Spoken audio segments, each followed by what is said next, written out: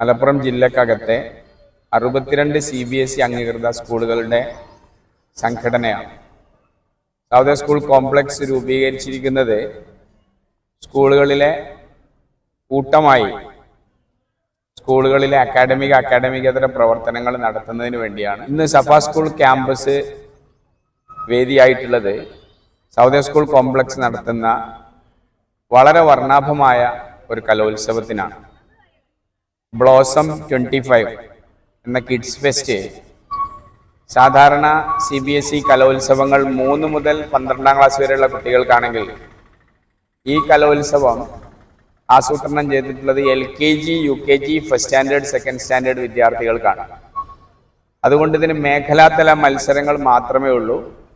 മലപ്പുറം ജില്ലക്കകത്തെ സഹോദയ അംഗങ്ങളായ 62 വിദ്യാലയങ്ങളെ 3 ക്ലസ്റ്ററുകളായി തിരിച്ചിരിക്കുകയാണ്.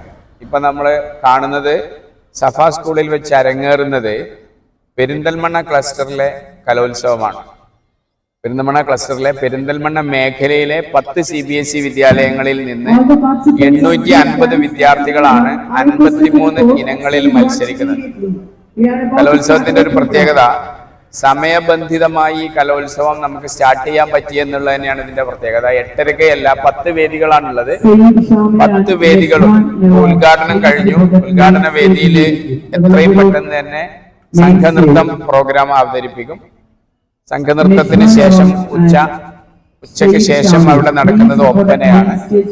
എന്തായാലും 5:30-6 മണിയോട് കൂടി ഇതിന്റെ സമാപന സമ്മേളനത്തിനും വർണ്ണാഭമായ സമാപന സമ്മേളനത്തിനും സഫ സ്കൂളിന്റെ മെയിൻ സ്റ്റേജ് വേദിയാവും.